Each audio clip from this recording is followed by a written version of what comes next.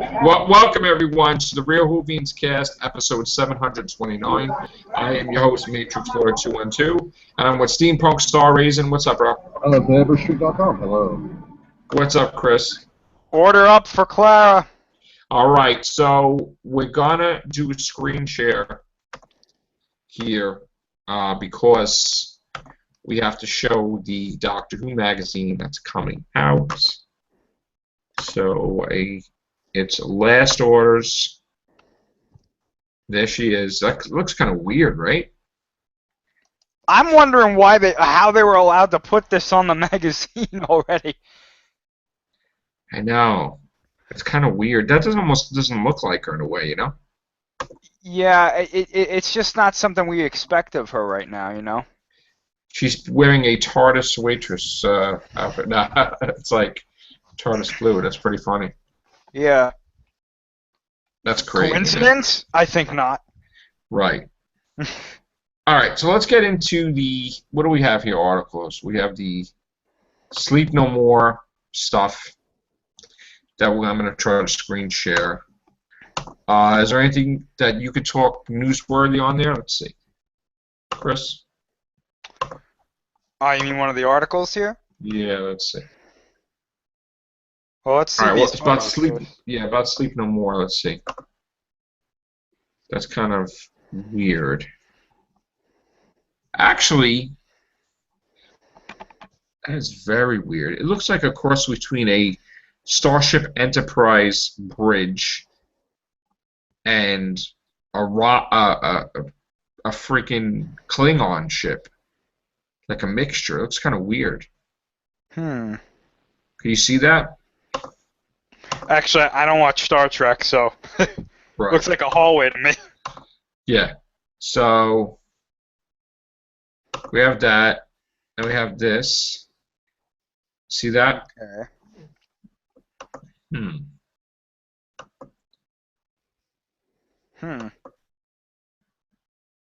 Interesting outfits. That guy kind of looks like Danny. Now this is supposed to be a sleep machine that you could be awake for a month or something. Oh, yeah, that's not good. When you start staying awake for extended periods of time, you start to hallucinate and like lose yourself a bit. Right. Theoretically, anyway. Yeah. No, actually, I've experienced that. I can tell you about that. I stayed up once for 3 days, and I saw this guy this was at a convention. I was having so much fun. I didn't want to go to sleep. I was too busy interviewing people and doing stuff. And after 3 days of no sleep, I saw this guy with a backpack, and his backpack transformed into a skull. Wow. And then I realized, oh, I'm hallucinating because I haven't had any sleep. I know what's going on. I need to sleep. That was my sign. Hey, you need to sleep. Anyway, I'll mute myself again because I know it's noisy there. Okay. We also have the article. Let's see. What does the article say here? It says, Professor Rasmussen has created a machine that changed the very fabric of human existence. He's very proud of what he has done, but at what cost? Can you explain your relationship with the Doctor in the episode? The Doctor arrives on a space laboratory and begins asking some difficult questions in relation to the Professor's work. The Doctor is in a bit of an irritant to the Professor, who doesn't like his work being questioned. It's shot in a very different way from the episodes we've seen so far, whereas there are a lot of discussions on set around the direction. And the guy says a time was taken during filming to make sure we never broke the conceit of the episode. And so a lot of the time was spent capturing the action from various character point of views. It was quite meticulous, and the action, I think, feels very raw and captured. Is this the one where there's a continuous take, and they have to do the whole entire episode on one take? That would be cool. Because I know it's like Birdman. Remember Birdman? You ever see Birdman? That was one take?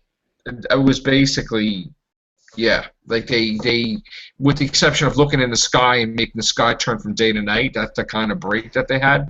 But other than that, they were basically doing it in very short amount of takes. Wow. And if you screwed up, you would have to do like basically like 20 minutes or half hour worth of film like over again. Like just you can't even edit it. It was a continuous. So that was the biggest problem. They would have to go through the whole entire movie.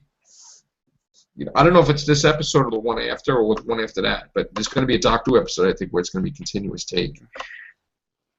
Let's see. So is Face the Raven the one after this one? Yeah, that's supposed to be Maisie Williams' character. See, I'm really excited. Like this next one looks good, but I really want to know what this Face the Raven one is going to be like, because that seems to be the one that everybody's talking about. I'm more interested in what happens with Clara in the finale. Yeah. I mean, if she dies in 10, which is rumored that she dies in Face the Raven, and then we get the aftermath later. Supposedly, she dies in Face the Raven.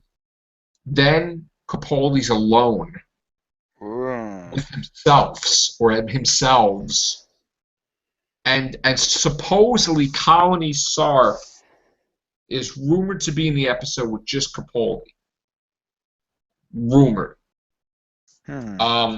Then in the finale, we're in Gallifrey, and supposedly David Tennant and Paul McGann's in Gallifrey. Like, I don't know if it's a holographic projection or a ghost or whatever.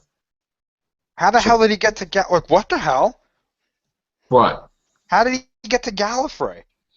Well, after Face the Raven, there's like this challenge that he's all by himself, I think, with Colony Surf or something, and then he passes the challenge. If he passes the challenge, you go to Gallifrey, I think. Oh. Or you find out where it is or something. So we're going to probably see him revisit the 50th, where he's going to go in there. Oh. And that's going to be Hellbent or whatever. Okay, then. Yeah. But it's going to be pretty interesting stuff, to say the least.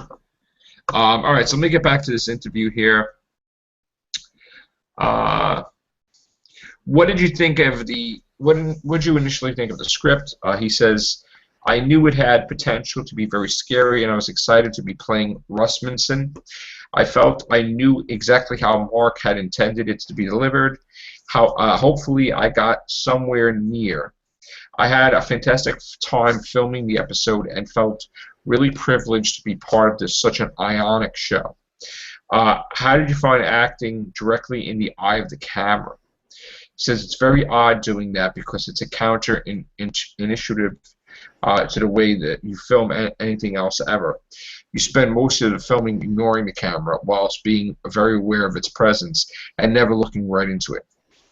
Have you worked with Peter and Jenna in the past? He says, I have met Peter a few times socially, but we have never worked together. I had never met Jenna, but the pair of them made me feel very welcome and part of the universe. It is quite daunting going into such an established world, so that was very gracious and lovely of them. And basically he's talking about Mark Gatiss. So what inspired you to write about the they're talking to Mark Gatiss now. Mark Gatiss, they ask him, what inspired you to write about an Indo-Japanese space station? He says, I had this idea for a long time, an idea of insomnia first of all.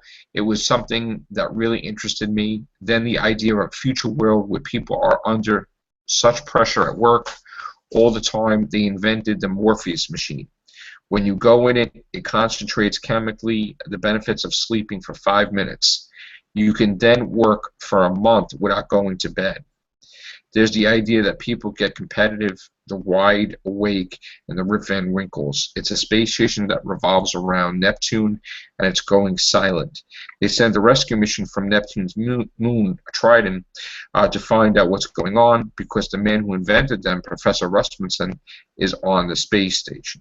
They said, why Indo-Japanese? It's Indo-Japanese because I went to Japan and India last year and loved the idea of, rather than it being another space station, I thought that if something has happened in the far future, I love the idea of fusing the different cultures and that it doesn't look like an ordinary space station. He says, how does this episode differ from the last episode you wrote, Robot of Sherwood? It's very different. It's a very dark episode, and deliberately so. It is like a horror film. It's a found footage story, so it's statistically and practically it's very different. Robot of Sherwood was a romp, so it's completely different. Robin Hood was pure fun, and Sleep No More is very dark. And then they asked him, do you prefer writing darker episodes or lighter fun scripts? I like both, and what I've specialized in all my life is a combination of the two. So it's the two poles of what I do. I think an episode of Doctor Who is always somewhere in the middle, a lot of fun, a lot of laughs, and hopefully some scares. You enjoy being on set and watching your episode come to life. He says, it's a funny thing. With Sherlock, I'm there every day, so it's a different process to birth, as it were. And you're also there being asked questions all the time. With Doctor Who, I'm just a visiting writer. I usually come for a day or two tops. It's always nice to see something come together, and I was really intrigued to see how it would work out because of the found footage idea. I hope people are going to be very surprised by it because it is very different. I love the variety within the format. There's nothing like it on television, even in a big fantasy TV show. To shake that up and see it via a different perspective is very exciting. And this is the last part. You've worked with Steven on several occasions.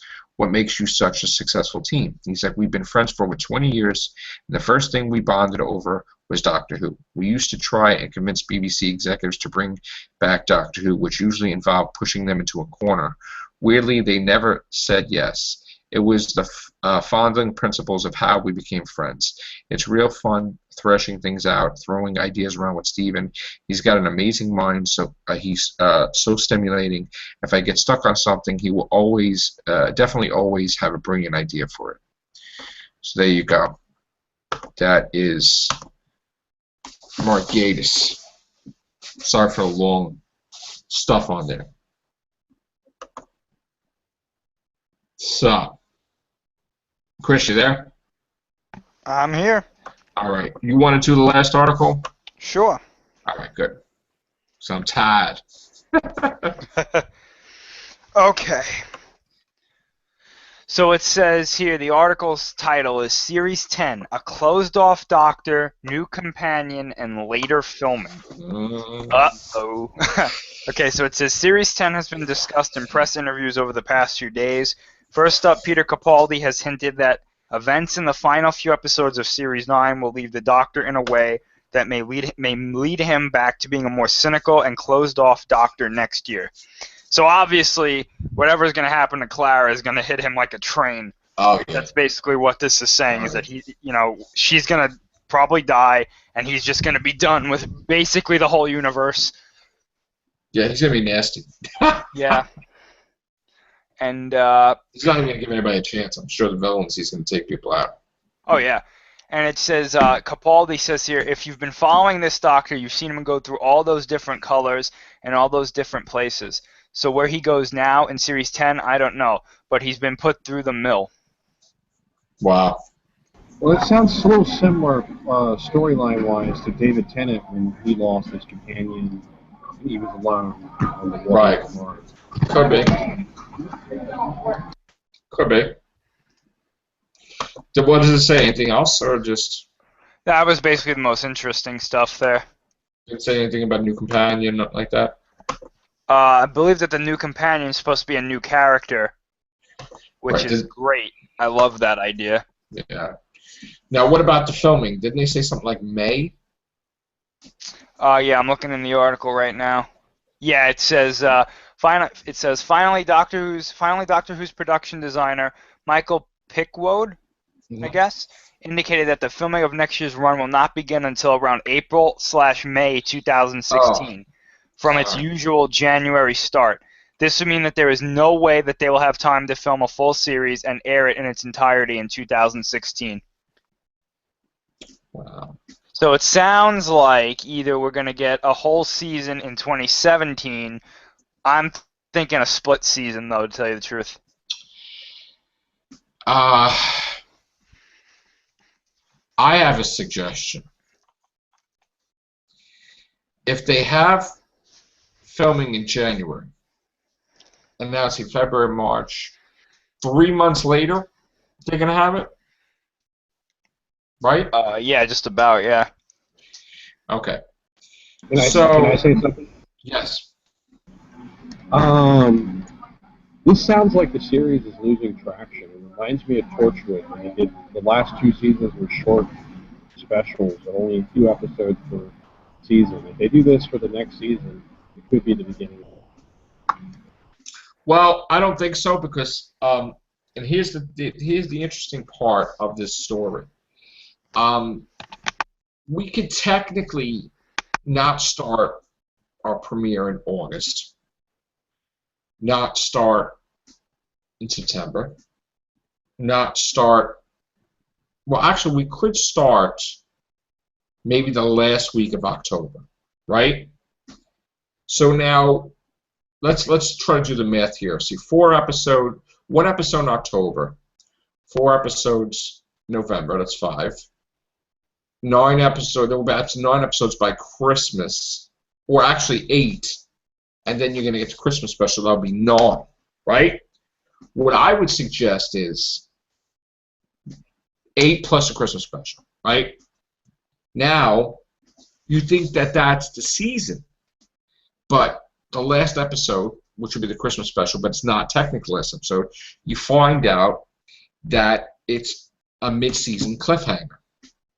So, when you come back in 2017, it is not the difference, which Moffat's insinuating that it's not going to be, it's going to be a full season, but it's not going to be 12 or 13 episodes. It's going to be 14. So somehow we're going to get the episode back. So let's just say 9, 10, 11, 12, 13. So we have 5 episodes left, right? Moffat is somehow going to try to get extra episodes for Series 10. So in other words, technically, we could have a season of 20 episodes by going from the end of 2016 into 2017. But it just doesn't go into Series 11. It will be almost like a season and a half we could technically get being at Series 10. That could be like the 10th anniversary thing. We could have a season and a half of stuff. Because Moffat did say in an interview, I'm going to try to get more than 14 episodes, a few more than that. So, whatever way he's going to do it, if by splitting it into one year to another, of course he's going to be able to. But we still lose either way because we'll get like 2 seasons. They'll cut off half, so it'll be a season and a half. So we'll technically lose a half a season still, even though they may consider it as one season. What do you think, Chris? Well, I mean, I'm all for more episodes of Doctor Who. I could just see the BBC saying, you know, split it up 6 and 6, and then that's it. Well, that's the thing. They can't. Here's the problem. He said 14 because they're losing so much money, no Top Gear and all this other stuff. They can't make less with Doctor Who. They can't. So it's either they make the same exact amount or more. Okay? Well, it's not that they can't. It's that they shouldn't. They really don't want to. I mean, I could still see them saying, you know, split it up. I could still see it. Yeah, but BBC is really in trouble with different things. So, but here's the question now: if Peter Capaldi's saying that so much to film, right? Mm-hmm. How are you going to get him to do extra episodes? He's contractually obligated to one season. I don't know what the contents of that season is, if it could be 20 episodes or 14 episodes. Would you do episodes with other doctors? No. No. Okay. I would personally, I wouldn't, but I wouldn't argue with somebody who made a valid argument that you could do it and still maintain continuity with whatever that season is going with. You know, I would leave it up to Peter Capaldi. Yeah. If he feels it doesn't take away from his doctor.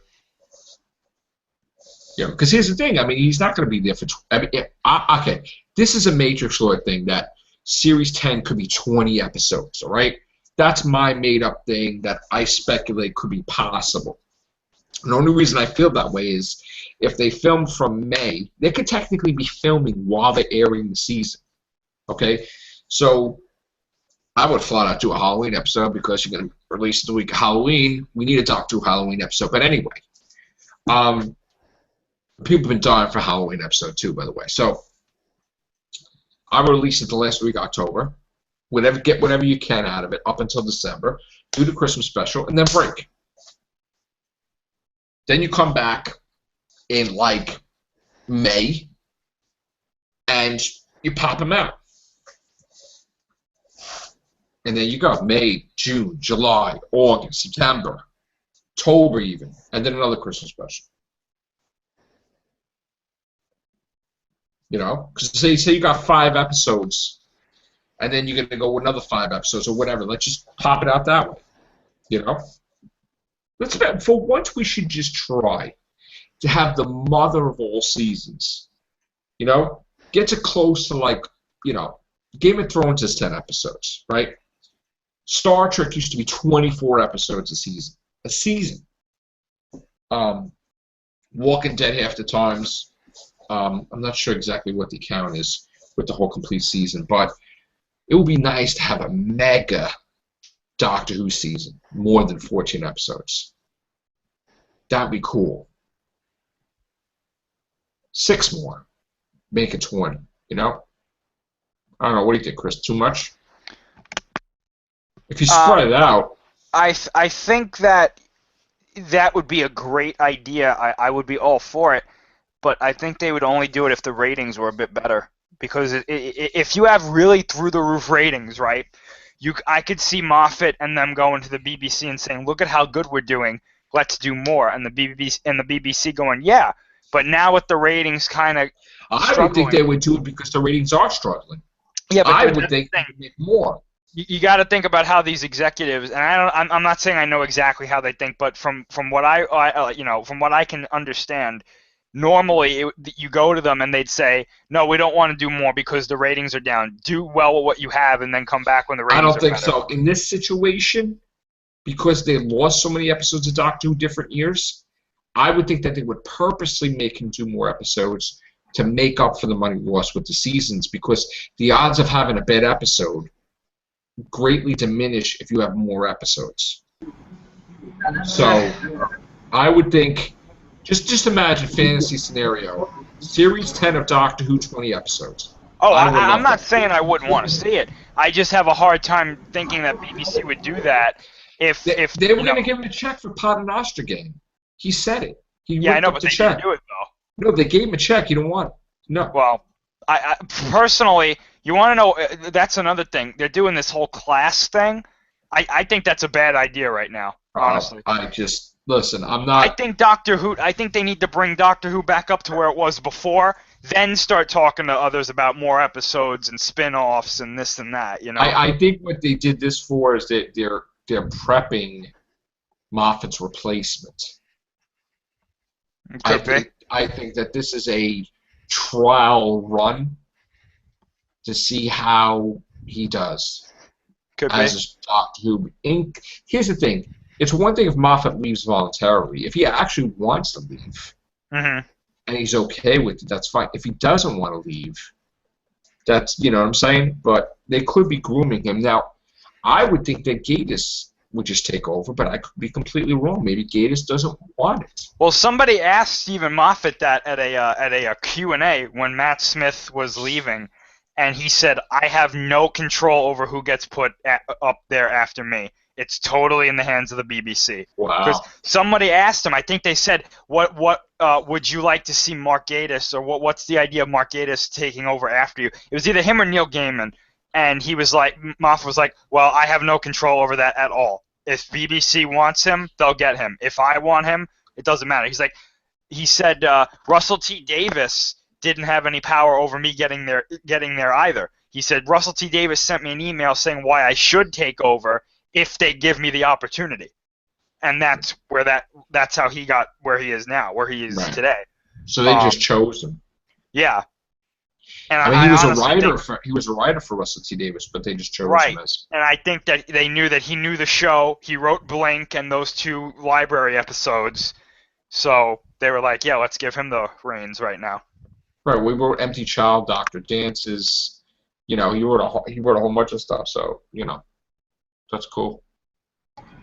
Well, I think having a new companion might help freshen things up a bit. What's that? A new companion might help.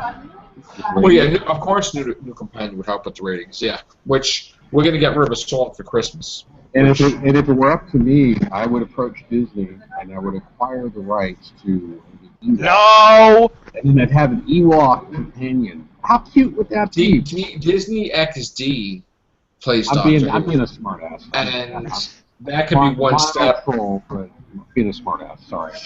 Well, don't mention troll. But anyway, that could be a thing for in the future. Maybe Disney doing Doctor Who stuff if they get the rights. I'm not sure who has the rights to do the movie. Do you know, Chris? Or no? Well, let me just say, I think Disney doing Doctor Who would be a disaster, to tell you the truth. But Disney and BBC, though, I think that would be okay. But Disney by themselves, I think that would be terrifying, honestly. Yeah, Disney and BBC, absolutely. Yeah. Absolutely. Oh man, I need to look up some parody videos on YouTube. I'm sure there are already a million. Don't get me wrong. Don't get me wrong. I have nothing against Disney, but I think when you're touching Doctor Who stuff, you gotta have BBC there to kind of monitor you. Correct. All right. I'm such a smartass. I would love to see Jar Jar as companion. I think that's Jar Jar's terrible. All right. On that note, back to Doctor Who.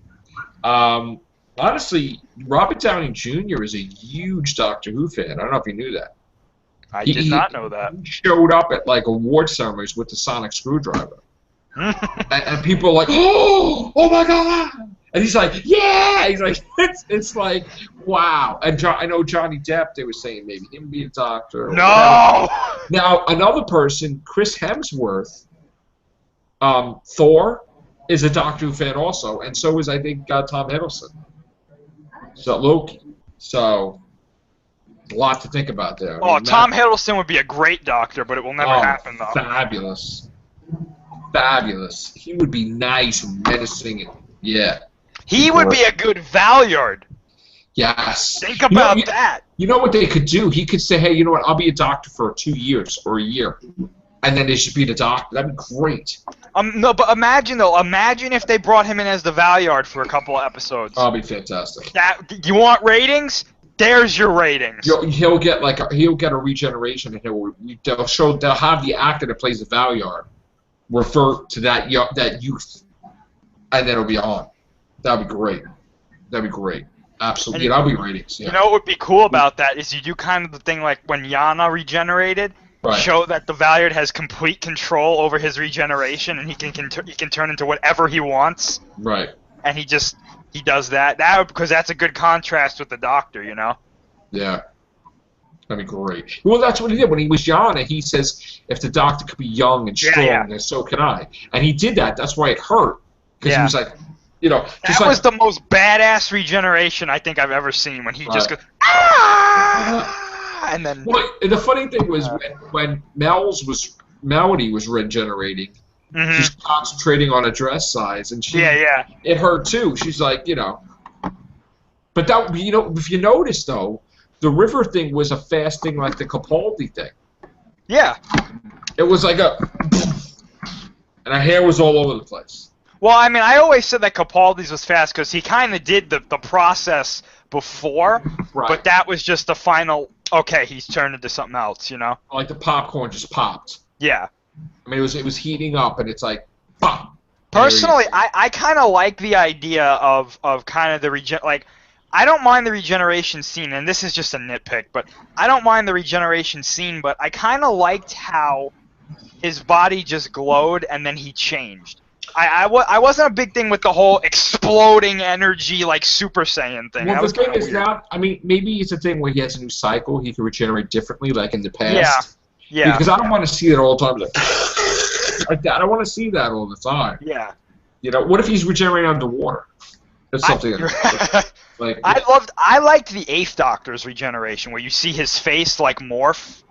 Right. and stuff. If they just put like the gold thing over that, that would be pretty cool. I think Right. that would be pretty awesome. I honestly think that when Peter Capaldi goes, we may have like a 1-year doctor. They may just like do somebody for a year like Christopher Eccleston. Why do you say that? I just have a feeling, you know? I mean, I don't know if it's going to happen, but I have a feeling. I'm telling you, I've been saying for a while, Doctor number 14 is going to be the first female doctor. Well, the next doctor will be 13, though. No, I know, yeah. The next one's going to be male, and then the one after him is going to be female. So you're saying next one's not going to be female? The next one's not going to be a female because there's still too many people against it, and then eventually, like when that goes, then they'll do a female. Right. By that goes, I mean when that gout goes. I think that guy that they want from Game of Thrones, he's a big contender. Actually, John Louis Coleman's boyfriend. Really? Oh, okay. We did a cast on that. I don't know if you remember. Oh, I don't think I was in that one. Yeah, there's actually. Well, actually, no. I did a video, 2 separate videos myself, of showing the possible contender for a companion, the possible contender for the 13th Doctor. Check it out. I'll send you a link. But yeah, I mean, I'm all for that too. But we'll see. All right, guys. On that note, I gotta get out of here. So Check out my link. It's pretty funny. Video 5. I will check it out. I will copy it right now. StreamPunk. Have a great night. Chris, take care. Bye for now.